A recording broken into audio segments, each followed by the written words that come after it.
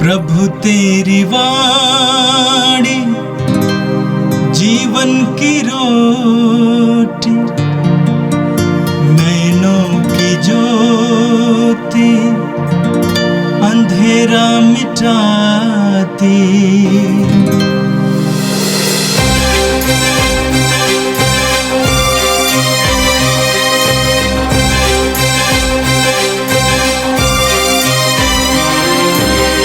प्रभु तेरी वाणी जीवन की रोटी, नैनों की ज्योति अंधेरा मिटाती। प्रभु तेरी वाणी जीवन की रोटी, नैनों की ज्योति अंधेरा मिटाती। वाणी वाणी वाणी वाणी वाणी पवित्र है, शाश्वत है, जीवन का मन्ना है। 28 फरवरी बुधवार। पहला पाठ नबी यिर्मयाह का ग्रंथ, अध्याय 18, पाठ संख्या 18 से 20। उन्होंने कहा, आओ हम यिर्मयाह के विरोध षड्यंत्र रचें। पुरोहितों से शिक्षा मिलती रहती है, बुद्धिमानों से सत्परामर्श और नबियों से भविष्यवाणी। आओ हम उस पर झूठा आरोप लगाएं, हम उसकी किसी भी बात पर ध्यान ना दें। हे प्रभु, तू मेरी पुकार सुन, तू मेरे विलाप पर ध्यान दे।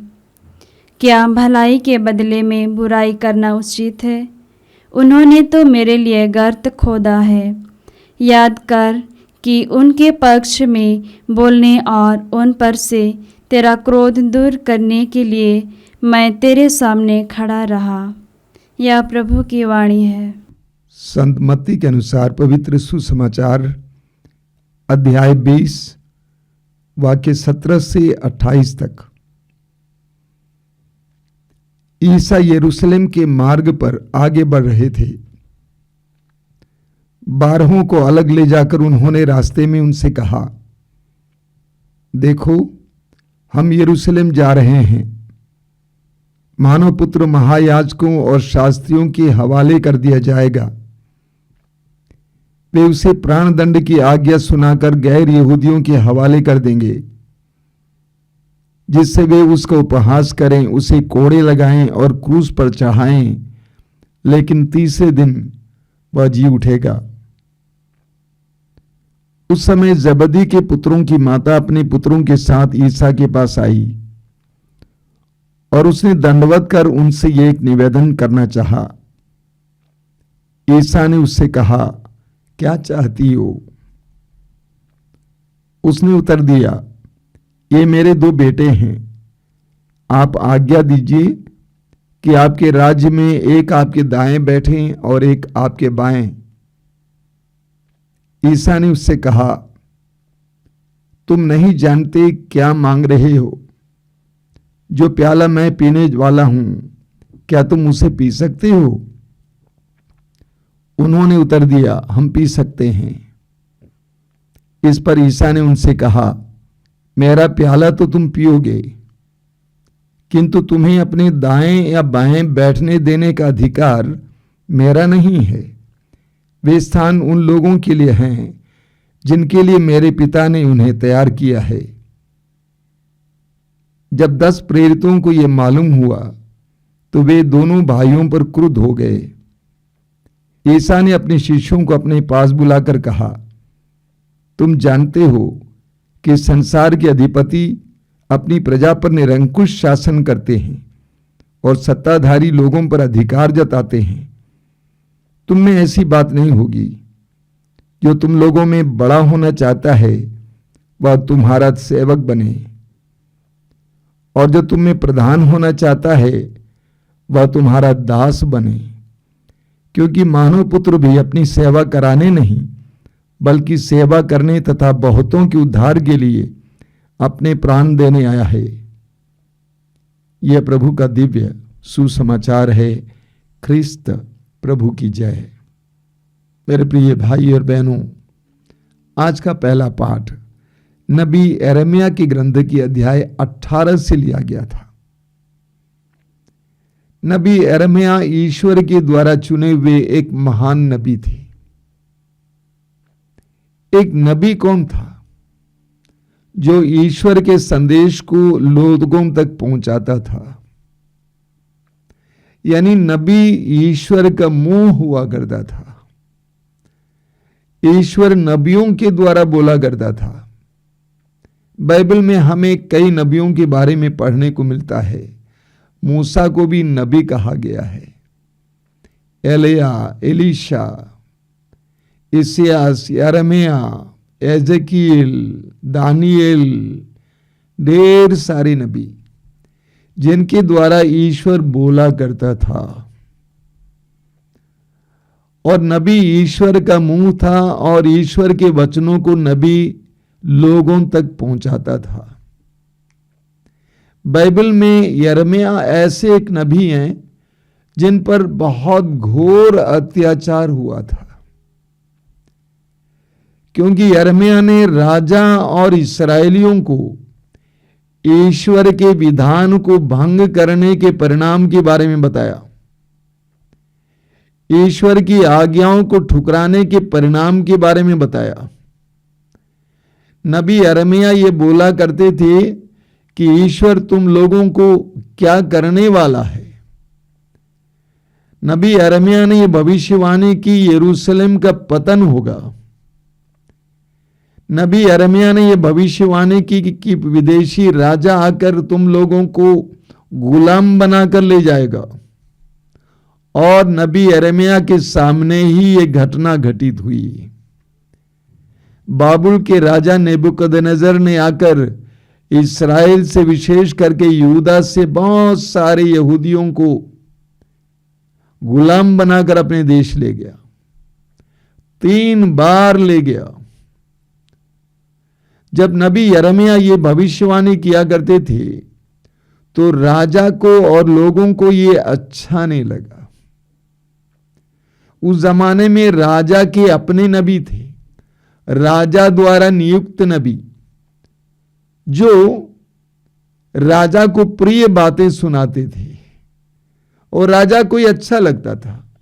लेकिन यिर्मयाह नबी की बातें राजा और प्रजा यहूदियों को अच्छी नहीं लगती थी, क्योंकि यिर्मयाह ईश्वर के दंड के बारे में, यिर्मयाह यरूशलेम के पतन के बारे में, गुलामी के बारे में, दुश्मन राष्ट्रों द्वारा आक्रमण के बारे में बोला करते थे। इसलिए नबी यिर्मयाह के विरुद्ध षड्यंत्र रचा गया। आज के पाठ में आपने ये सुना। नबी यिर्मयाह ईश्वर से कहता है, वे कहते हैं आओ हम यिर्मयाह के विरुद्ध षड्यंत्र रचें। पुरोहितों से शिक्षा मिलती रहती है, बुद्धिमानों से सत परामर्श और नबियों से भविष्यवाणी। आओ हम उस पर झूठा अभियोग लगाएं और हम उसकी किसी भी बात पर ध्यान न दें। यिर्मयाह के विरुद्ध षड्यंत्र रचा जा रहा है।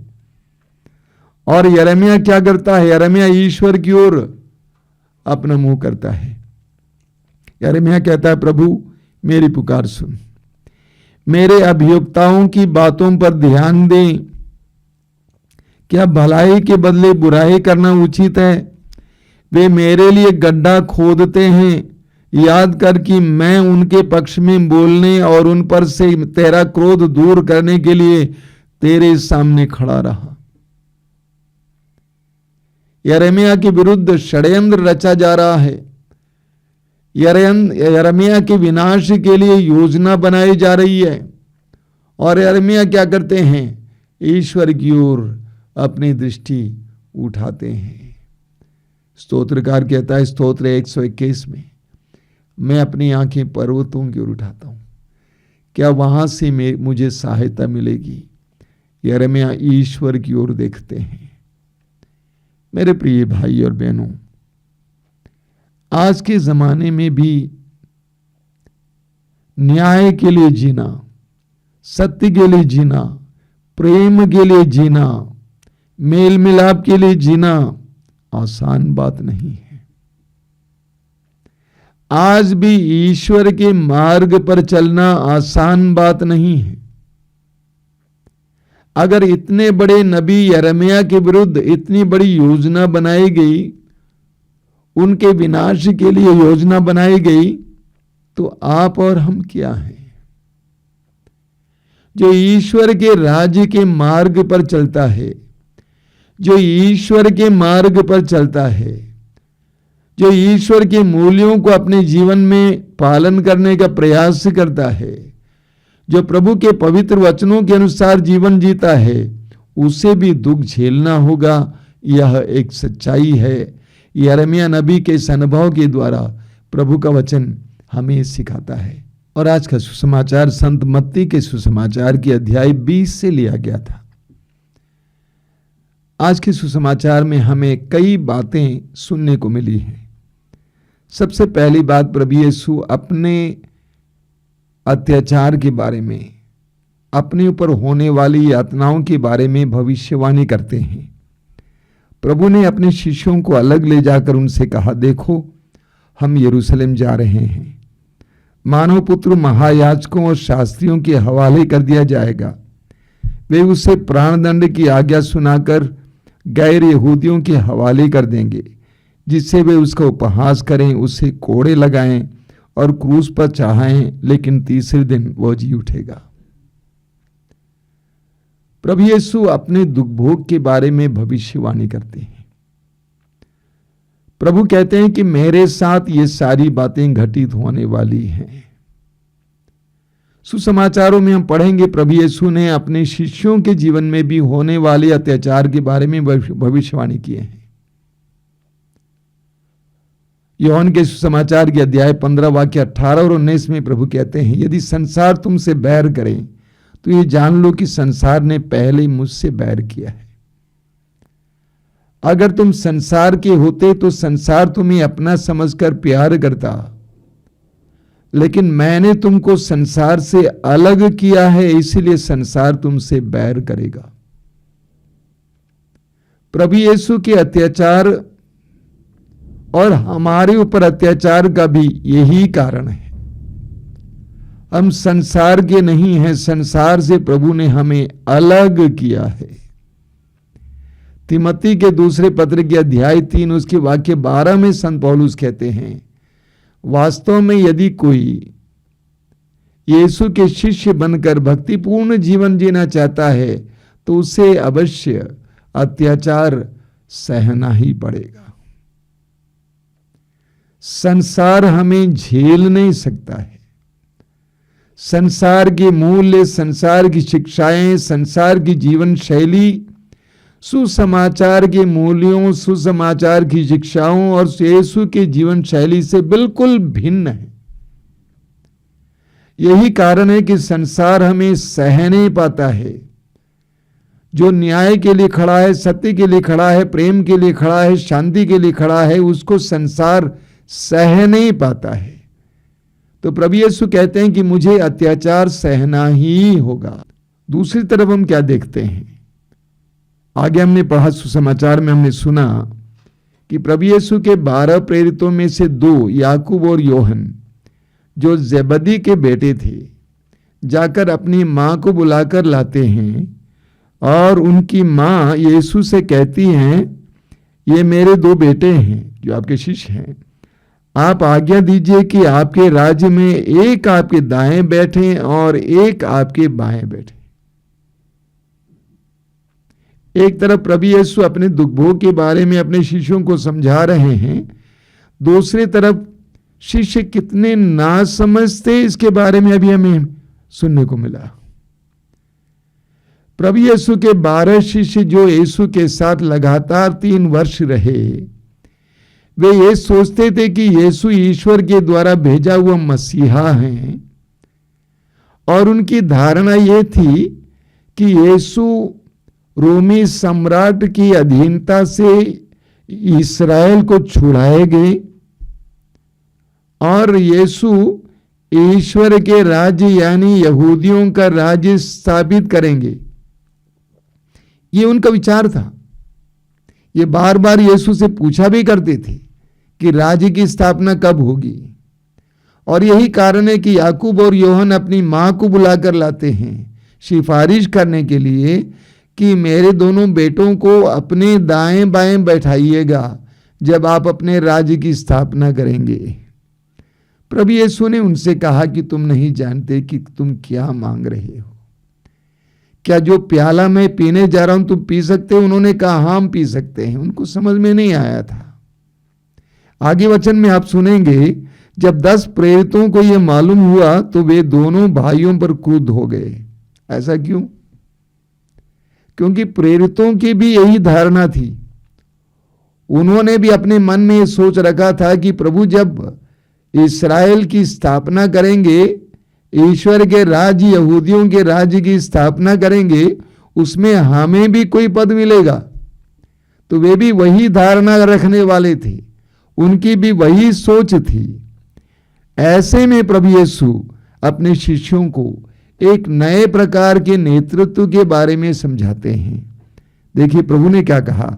ईसा ने अपने शिष्यों को अपने पास बुलाकर कहा, तुम जानते हो कि संसार के अधिपति अपनी प्रजा पर निरंकुश शासन करते हैं। एक सच्चाई हम सबका अनुभव है। और सत्ताधारी लोगों पर अधिकार जताते हैं। जिसके पास सत्ता है लोगों पर अधिकार जताते हैं, हालांकि सत्ता लोगों ने दिया है। तुम में ऐसी बात नहीं होनी चाहिए। जो तुम लोगों में बड़ा होना चाहता है वो तुम्हारा सेवक बने। एक नए प्रकार के नेतृत्व के बारे में प्रभु यीशु समझाते हैं। अधिकार जताने, निरंकुश शासन करने का नेतृत्व नहीं, बल्कि प्रभु कहते हैं कि तुम में ऐसी बात नहीं होगी। जो तुम लोगों में बड़ा होना चाहता वो तुम्हारा सेवक बने, और जो तुम में प्रधान होना चाहता वो तुम्हारा दास बने। एक नए प्रकार का नेतृत्व जो हम प्रभु यीशु में स्वयं देखते हैं। प्रभु यीशु ने शिष्यों को वही सिखाया जो उन्होंने करके दिखाया। प्रभु यीशु ने शिष्यों के पैरों को धोया और उनसे कहा कि तुम भी इसी तरह किया करो। प्रभु यीशु ने अपने दुश्मनों को क्षमा किया और कहा कि इसी तरह तुम भी एक दूसरे को क्षमा करो। अपने जीवन के द्वारा दूसरों के लिए आदर्श बनने वाला नेता, सिर्फ अपनी बातों से नहीं, खोखली बातों से नहीं, बल्कि सच्चाई से जीवन के द्वारा दूसरों के लिए आदर्श बनने वाला नेता, दूसरों की सेवा करने वाला नेता। मानव इतिहास ने जितने राजाओं और नेताओं को देखा है, सभी दूसरों की सेवा लेने वाले राजा और नेता हैं। लेकिन प्रभु यीशु एक नए प्रकार के नेतृत्व के बारे में बताते हैं, जहां पर नेता और अगुआ सेवा करता है। और आगे प्रभु अपने बारे में कहते हैं, क्योंकि मानव पुत्र भी अपनी सेवा कराने नहीं बल्कि सेवा करने तथा बहुतों के उद्धार के लिए अपने प्राण देने आया है। यीशु स्वयं अपना उदाहरण देते हैं। मैंने तुम्हारे सामने एक उदाहरण रखा है, सेवा का उदाहरण, क्षमा का उदाहरण, मेल मिलाप का उदाहरण, लोगों के प्रति प्रेम, संवेदना का उदाहरण, बलिदान का उदाहरण। तुम्हें भी इस तरह का नेता बनना चाहिए, इस तरह का राजा बनना चाहिए, इस तरह का अधिपति बनना चाहिए। आइए हम प्रार्थना करें। प्रभु यीशु धन्यवाद देते हैं आज की सुंदर दिन के लिए, इन पाठों के लिए। तूने हमें सिखाया कि यदि हम तेरे शिष्य बनकर भक्तिपूर्ण जीवन जीना चाहते हैं तो हमें दुख सहना ही पड़ेगा। ऐसे दुख और अत्याचारों को स्वीकार करने के लिए हमें कृपा दीजिए। तेरे शिष्य होने के लिए, तेरे राज्य में जीवन जीने के लिए, तेरे राज्य के मूल्यों को अपने जीवन में उतारने के लिए, मूल्य चुकाने के लिए हमें कृपा दीजिए। ये प्रभु यीशु इन वचनों को सुनने वाले मेरे भाई बहनों को आशीर्वाद देना। आज का संपूर्ण दिन उनके लिए आशीष का दिन बने।